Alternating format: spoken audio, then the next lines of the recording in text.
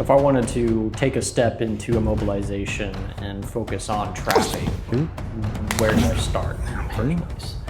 Keep in mind that when you're training this, it should be something that it should be off to the side while you're working on striking, power, explosive closing, things like that, while you're increasing and scoping that awareness. I'll share it, but I'll only share it to those that I feel like they can go beyond it. Because if you start teaching this consistently like this, then that's the habit. You don't want to give them the habit. The way to do it is to be in the right range to do it. Some people are doing it in the wrong range. So when you're training it, are in the right range or in the wrong range? What's to say that I need to do that all the time? I don't. I just need to change the position. Yeah. So then the Pak Sao goes away.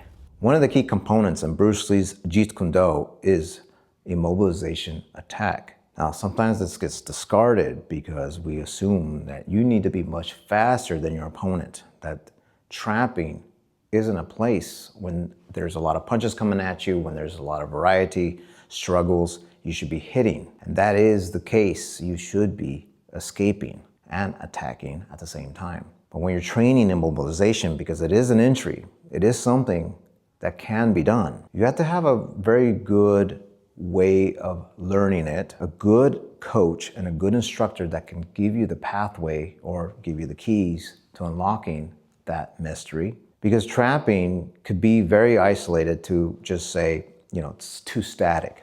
It's not going to work.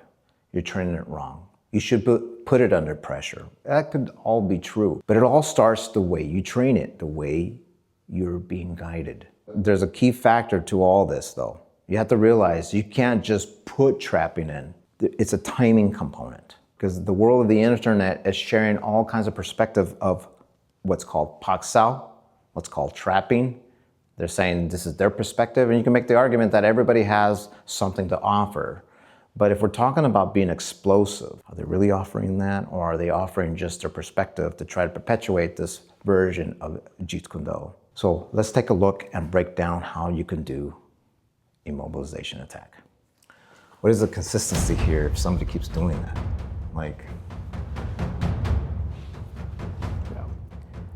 Are you defending or are you offense? If I'm doing that. Probably more defensive. Yeah, I'm already taking one step to do this. Yeah. If I'm going to teach Pak Sao, I want to make sure I go through you. And it's not here, and doing that. No, it's driving my base from the positions that we're working with. If you're learning how to close, now I'm utilizing that here. Right, I'm just clearing it. See how I'm very static? Now, some people will this way, some people will this way, some people will here. So as you come in, and we can work on it together. See, now it's changing. That's where I see it. I don't see it like this. Boom. I don't see it the where it's static. Yeah. But if you disengage, go. Now I have something else. Yeah. Even if I attempted the Pak Sao, I'm still following through. If you fire, and I do this, okay. And now I'm coming back. Now you try to hit me with the other hand. That's it. You follow through. Even if that's it. You're closing. Now, if I'm doing it to you, and you try to disengage, you see, it's too difficult. Yeah. So that's why they're saying they can't make it work. You might as well just throw a kick. We have to take two considerations. One is that you go in the mechanical phase, and two, you have to also apply sensitivity. So both of them have to work together. You can't just do the mechanical and expect that the trapping will work. So take, for instance, let's do, as I cross your center, you're going to grab at this point. And then hit. Well, you see, in most cases, when you grab and you're pulling to back fist me like that, there's a gap here. You see, now I'm starting to get very particular about how you're doing this, because if you do things like that, like I'm ready to just drive this. Like there's nothing that's preventing me from not doing that. So if you can control it here, that's it. So even if I did something like that, you have complete control as I'm trying to come down. You're sticking with me. Yep. So now because of this, watch, I'll share something else. This is tied to you. Your base is stronger because you have this triangle in your base to control mine. So if I was a ruthless guy, like going, boom, see, you have my base is stronger than mine. Yeah. The first basis, so the training starts to take place.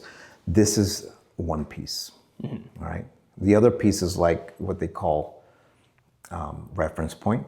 It always usually starts with the Pak Sao, but I'll only share it to those that I feel like they can go beyond it. Because if you start teaching this consistently like this, then that's the habit. You don't want to give them a habit. So it's like this. So if I go here and I pull and I'm controlling, you see now I'm doing that? If I hit and the faster you parry it, the faster I am going to be going to that back fist. Gotcha. If you're very slow at that parry, I'm just going to hit with that one. If you clear it, like you don't want to get hit, there, I'm in immediately. Yep. Now what people don't see is this one. So if they go here, I'm firing off of this one already. Oh yeah. So there's no point in grabbing it, right? You're just going straight. Yeah, and the elevation to all this is not here. But it's, you know, if you're going to parry me in some way, it's this. Whether it's Pak Sao or any type of immobilization, it's kind of, you know, a building block to it is what we train, but it's kind of like what's the end result. And I think a lot of it is, you know, with a regular Pak Sao, you know, there's a lot of that, you know, here and end here, right? It's here and end here. And I think a lot of it that I feel like needs to be pushed more is, yes, it's still the same principle, but it's what happens next, right? So here, and then you're, you know, back to your stance, you're back ready to go on to the next step. The process of immobilizing somebody has to be intentional, but again, it has to be about what type of opponent you're fighting. The things that I'm coming across and what people are sharing with me is that they see things on the internet as though that's the answer to Pak Sao or the answer to trapping is the drills performed in that way. The drills performed just like in sequence, or they try to apply it as a training drill and they say that's the way you do trapping. I think that's the lower level or the algebra as I discussed, and they're not hitting the calculus point of it. Because as I said, it's not you can't assume that you can pull that off just because you're drilling it.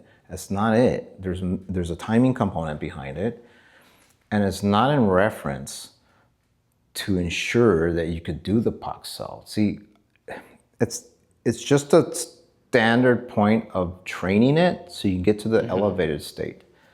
Yeah. Maybe not using it at all, but that's what helped you get there. Yeah. And so I think that's the problem people view it as, is trapping is this X has to be done this way. And then people try to do the X against the Y and it's not working. Yeah.